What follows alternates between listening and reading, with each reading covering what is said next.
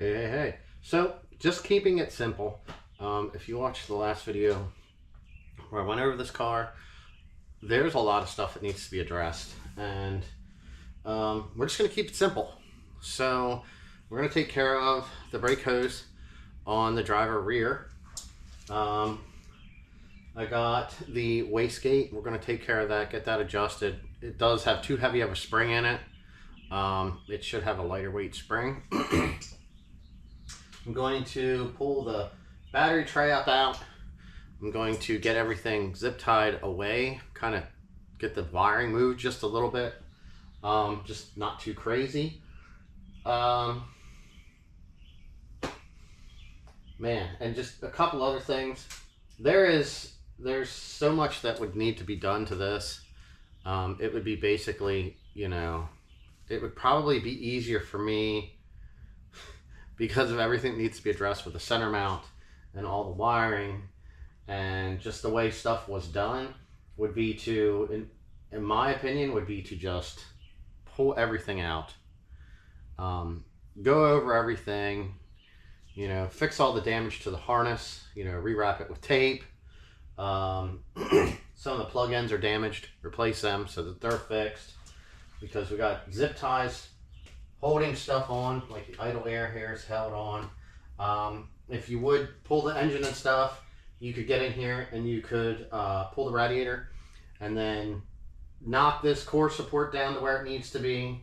With the bumper cover off, you could get in behind here, maybe fix this frame rail.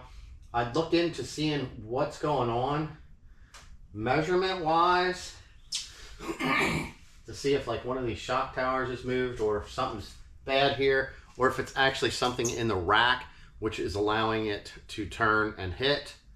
I don't know if there's rack limiter stoppers in these, as I've already had SXTs that have had SRT front brakes installed and they never rubbed like this rubs. So it needs a lot of attention. So I'll show you what it is. I'll show you what it looks like after I dress and how I address some of the stuff, and we'll go from there. Like I said, just little things we're taking care of right now. So, all right. You can see here, hopefully this comes in you got this twist. So what I'm going to do is I'm going to pull the brake caliper off, untwist it, and then reinstall it correctly. That way this hose isn't twisted. You can see here, man, it has that ABS sensor like just straight rubbed through. It's pretty wasted there. All right, so here we go.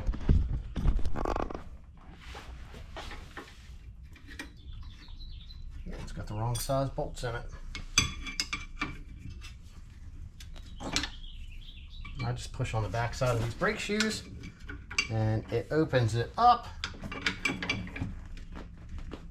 compresses the cylinder, the brake cylinder, and then you can just slide this thing right off. All right. It's supposed to be a 10 back here, but it's not. All right, so we got 12 here.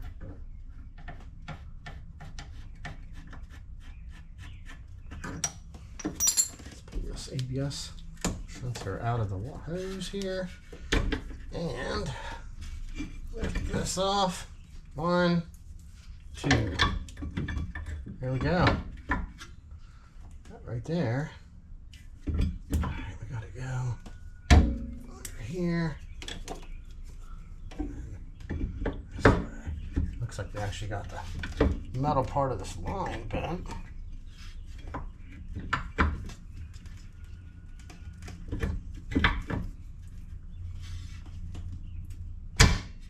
Okay. Yep, not too bad. All right. See, there you go. That's how it's supposed to be. Not down where it rubs. Very easy. Then we're going to stick our bolts back in. And then we're done back here in this corner. You can see, here's more of the fiberglass stuff right there. The way this stuff here is on, it's not the best. You can actually see some bubbling. There's a crack here from the rust. Right here, this is filled in. This here is on the outside, but you can actually see way that exhaust is in there hitting that. Some do that. This is a little excessive, but you can tell that like the back tail section doesn't fit right. See, one side sticking way out further on the passenger side there. Oh yeah. All right, put this wheel on. We're on to the next thing. All right, so we're up here. I'm pretty sure that I had added in earlier that there was a plug here that doesn't need to be here. This one here doesn't need to be here either. These are supposed to be vented, so you don't want to plug these off. Sometimes it will mess with the actual reading. This one here looks like it was rubbing against something, which is pretty typical for the way a lot of the stuff is put into this car. I'm going to get this battery pulled out here. Like I said, I got this mounted down here, and it should actually be up over here, is where this goes. This also has a 19-pound spring in it, and I mean, it might as well be run on wastegate pressure and not on PCM control boost, because it's not really doing anything. So my plan is to get in here, try to get this stuff here so it's not rubbing against the throttle cable, try to get that back. This harness should be brought up and run up higher. That's what I'm going to try to get down here and get, but there's just a lot of, like, I don't know what this was for. We got to pull this, now we got to pull this, get the battery out of here. I did check it, it isn't showing any codes, but it has two readiness monitors that need to be set. One is the O2 catalyst and the EVAP, so there's probably something there with an issue. Did say something about the car having a tune, so maybe they turned it off because it doesn't have a cat, so that's always possible, but that would need to be fixed for this thing to actually be inspected. We're here in this state, so I'm going to work on getting this out. I'll show you what I find down in there. Like I said, we did get this all pulled off. The turbo seems like it's tight, so it's not bad, but let's get this thing off, see what kind of mess we have in here, and try to get this stuff out of the way so that we don't have any shifting issues. All right, so the battery's out, but for some reason this bolt here does not want to come out of the tray, so we had to take the tray and the battery all at one piece. Now you can see what exactly I was talking about.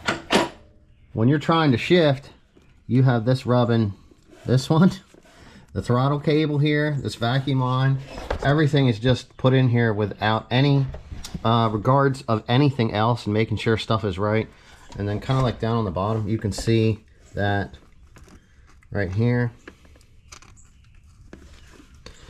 we have more RTV holding this transmission together, so I'm sure it will not have a long life. Let's see, here's this. No, they're pretty tight, no play. Get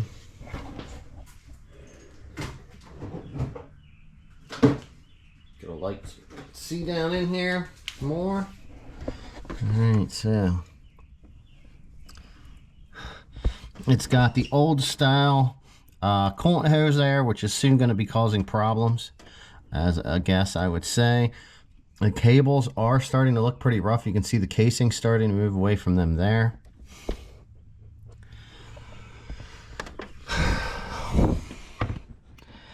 It does have the mount. It actually has all three bolts there. We have two bolts holding it into the frame rail and a nut on the top. That's actually pretty good, I guess.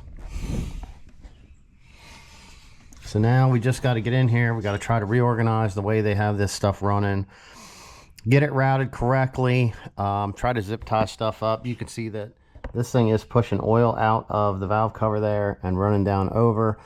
It does have a Felpro gasket on, but it's hard to tell if that's leaking or not, or if they resealed this cam cap end. I don't see any fresh silicone there. Most people usually miss that. It could be leaking out around the cam sensor also, because there is an O-ring in there that will go bad. I've replaced them before also.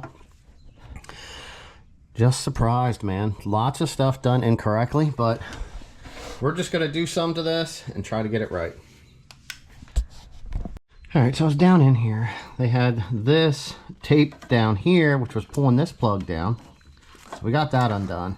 And then we unwrapped it from some of the other stuff. So we can actually maybe get this harness up kind of to where it needs to be. This is for the noise suppressor that's usually plugged here on this bolt. You don't need it, I guess is the best way to say it. This is supposed to push in here somewhere. There's the hole. There. Okay. That's where that's supposed to go. Now, this vacuum line should be actually up in behind here, not down underneath, and run up under here behind this harness here. So we're going to separate it there and get it up. Looks like they actually have the ground wire here that's supposed to go down onto the starter bolt up here on the trans bolt, but we're not pulling the intake off, so that's not something we're going to mess with. The throttle cable is run down underneath. That's actually lays across the top, and then on the factory one there's a little plastic bracket here that keeps it, and then it dips down underneath and then comes across over to there, which is another reason why that's down in there hitting our transmission shift selector. So like I said, there's just so many things on this car that are done wrong and done incorrectly. Our main thing was to adjust or to address the way these vacuum lines were run, but now we're stuck kind of taking care of a lot of this other stuff down in here. So I'm looking at this thing some more. This is for the engine harness. It actually is supposed to run down underneath and through here and get plugged in, I believe, if I'm right. Or no, it runs down underneath here, underneath this pipe, and then it gets plugged in. Over the top, it's definitely a no-go. I've actually seen these run this way, and if this was actually back where it was supposed to be, and I seen one where a guy put a clutch in and he actually had this over the top of this and plugged in, and the car had stock mounts, so when you would give it gas, the motor would rock, and then it would pull out the plug, and then, well, the engine would shut off, it would kind of stutter, then it would start back up as it was losing connections, and then it would start throwing codes. So we need to get down in here. We need to cut all of these zip ties off here that are on here, go in the incorrect location, get stuff unplugged. We got to cut these off here out of the way so that we can get down in here and reroute our throttle cable the correct way. Then I'm probably going to take this, and if there's enough hose, I'm going to try to put it underneath the intake, because there's no reason for this to be here. It'll actually tuck down and go in underneath. I think, yeah, that's going the right way. That actually looks good where that's going down through. And I'm sure that with this thing, the blow by this does have, because like all this oil up in here, like I was saying, it gets pressure in the crankcase. When you're under boost, it pushes out there because it doesn't suck it back through vacuum into here. This is only basically for like off idle, or when you're starting your car up and it's starting to warm up, so it pulls all the moisture and the oil vapors off the top of the engine and into the crankcase filter. That's what that is. All right, so man, I'm gonna get these cut. We'll get this plugged in, kind of just bumping in here. Like I said, ideally this whole thing should probably come out and everything should be gone over and redone right. It's just there's so much here. I'd have time redoing this. All these harnesses are just a mess. Everything is just done bad. All right, so everything's back together. It fires up, it starts. Like I said, I mean, it needs more, but at this point, this is kind of where we're going to stop. The owner will actually knows what this thing needs. They have a big list. They're going to work on some of the stuff, and they're probably going to get a hold of me if they need anything and have any questions. But it's a whole lot better now than what it was. This thing should drive a little better, make some boost, and do it the right way. And hopefully, you know, now that that's not rubbing, this thing will be a whole lot better. But that's it. Bye.